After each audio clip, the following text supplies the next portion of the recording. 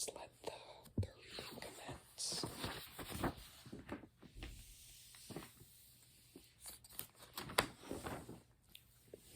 So our first few pages are some maps. So let me see if I can show you. It's not very easy. But here you can see.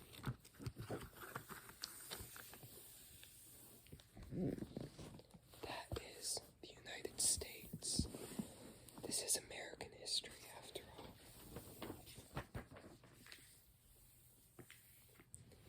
And here we have a world map.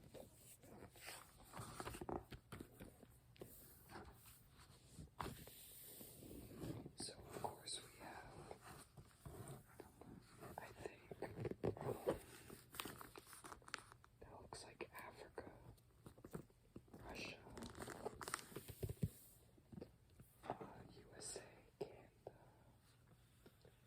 I know that's like Chile, that long strip over there. I'm not too big on geography, but I do know my basics.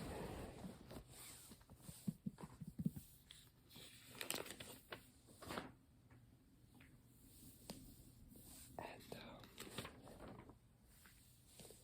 this book is dedicated to the author's mother, Lisa Foner, an accomplished artist who lived through most of the 20th century and into the 21st. Beautiful. We have a bit of a table of contents here.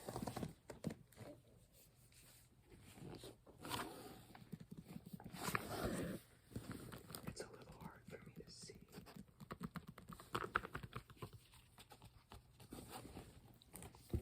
But it's whatever. There's not many pictures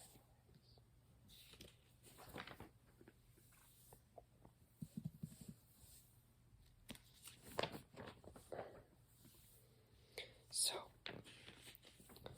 I am going to skip to the settling of the Americas chapter.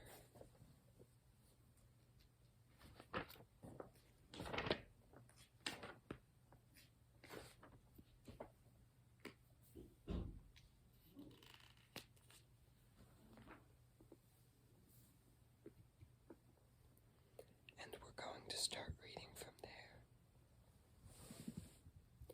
Let's get into it.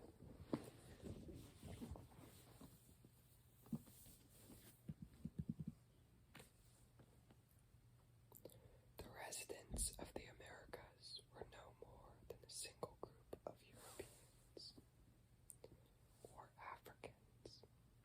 They spoke hundreds of different languages and lived in numerous kinds of societies.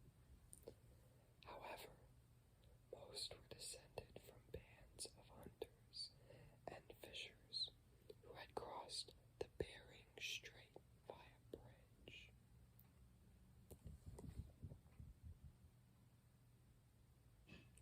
I'm sorry, I looked and now I forgot where I was. Give me 2 seconds. At various times between 15,000 and 60,000 years ago. The exact dates are hotly debated by archaeologists. Others may have arrived by sea from Asia or the Pacific Islands around 1,400 years ago, when glaciers began to melt at the end of the last ice age.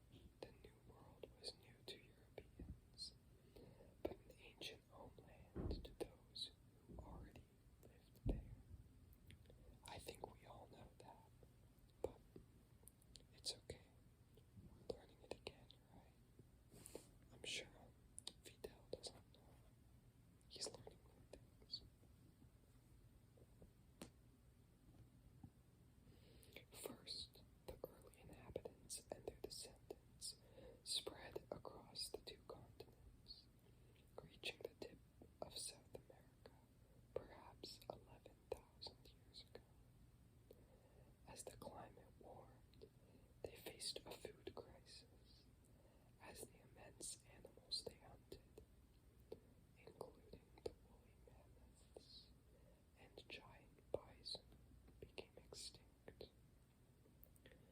Around 9,000 years ago, at the same time that agriculture was being developed in the Near East, it also emerged in modern-day Mexico and the Andes, and then spread to other parts of the Americas, making settled civilizations possible. Throughout the hemisphere, maize, corn, squash, and beans formed the basis of agriculture. The absence of livestock in the Western Hemisphere, however, limited farming by preventing the flowing of fields and the application of natural fertilizer. North and South America were hardly an empty wilderness when Europeans arrived. The hemisphere contained cities, roads, irrigation systems, and extensive trade networks, and large structures such as the pyramid temples whose beauty still inspires wonder. And here on this page we have a map with the probable routes by which the first Americans settled the Western Hemisphere. So let me go show this to you real quick.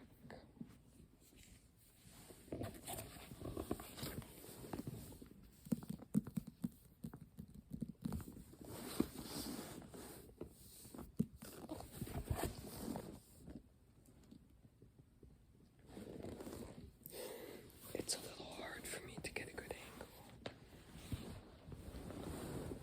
but that's okay. I'll scoot down here. Okay.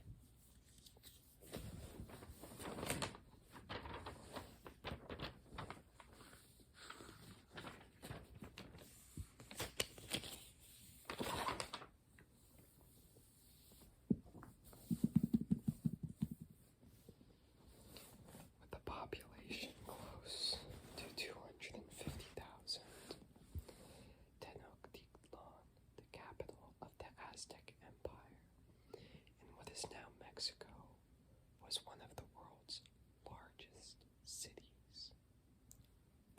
Crazy.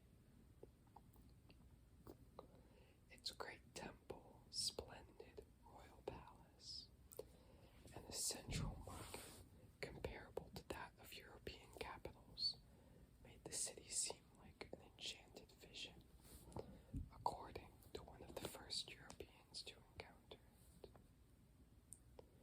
Further south lay the Inca kingdom, centered in modern-day Peru. Its population of perhaps 12 million was linked by a complex system of roads and bridges that extended 2,000 miles along the Andes mountain chain. Go to sleep, by the way. You probably shouldn't still be awake by now. Anyways,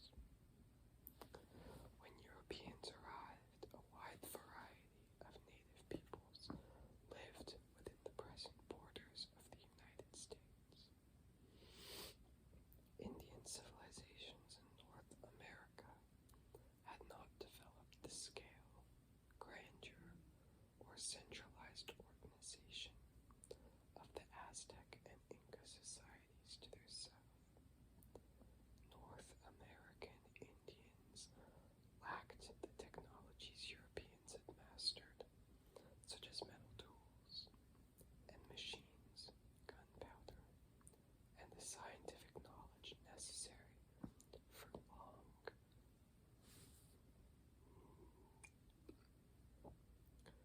long-distance navigation. No society north of Mexico had achieved literacy, although some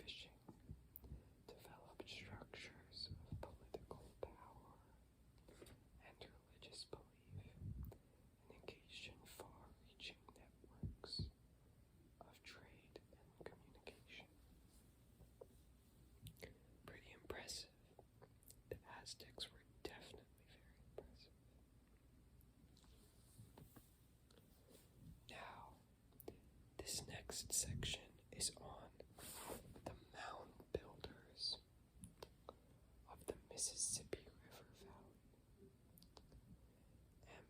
Mississippi.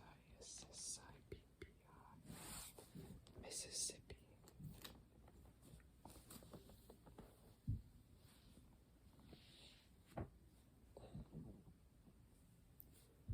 Remarkable physical remains still exist from some of the early civilizations in North America. Around 3. I'm sorry, I'm getting quite tired.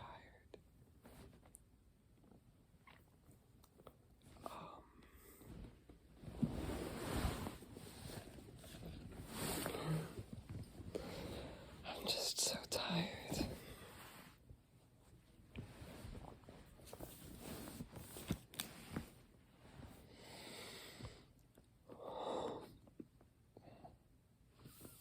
I can't fall asleep yet. I'm going to finish the page. Remarkable physical remains still exist from some of the early civilizations in North America. Around 3,500 years ago, Native Americans constructed a large community centered on a series of giant semicircular mounds.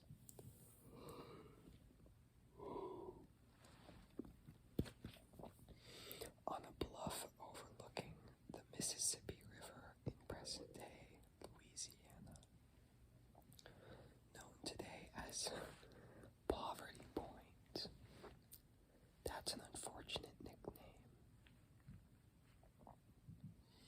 It was a commercial and governmental center whose residents established trade routes throughout the Mississippi and Ohio River valleys. Archaeologists have found their copper from present-day Minnesota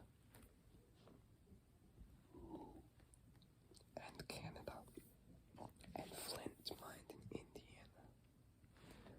That's an extremely large and, interconnected civilization, considering they had, houses like all along the Mississippi River through 3 different states. Like, that's insane when you really think about it. Anyways, I gotta keep reading. More than 1,000 years before Columbus sailed, Indians of the Ohio River Valley, called mound builders by 18th century settlers, who had encountered the large earthen burial mounds they created, had traded across half the continent. After their decline, another culture flourished in the Mississippi River Valley, centered on the city of Cahokia. I think that's how you say it, Cahokia, near present-day St. Louis, a fortified community with between 10,000 and 30,000 inhabitants in the year 1200. See, I never understood that. How can historians say between 10,000 and 30,000? Like, boy, that's a 20,000 person difference. That is a lot. Be more accurate, But I suppose it is what it is. Let's keep reading about the mound builders. Its residents, too, built giant mounds, the largest of which stood 100 feet high and was topped by a temple. Little is known of Cahokia's political and economic structure. But it stood as the largest settled community in what is now the United States until surpassed in population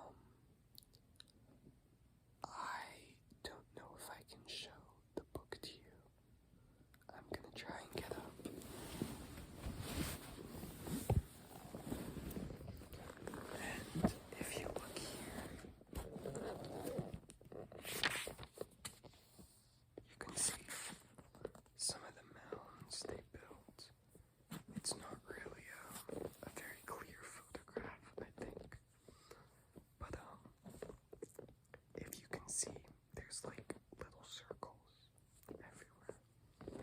And that's like their houses on top of the mountains.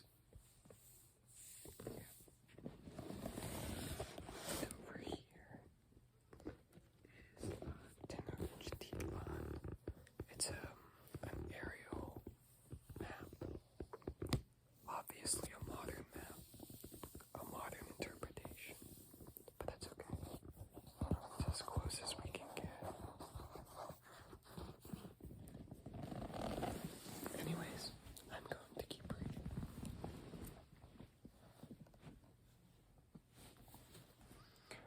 Our next section is called Western Indians.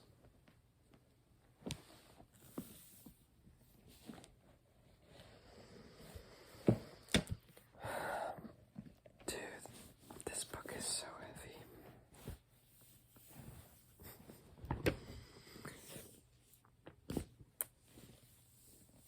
In the arid northeastern area of present-day Arizona, the Hopi and the Zuni and their ancestors engaged in settled village life for over 3,000 years. During the peak of the region's culture between the years 900 and 1200, these peoples built great planned towns with large multiple family dwellings in local canyons.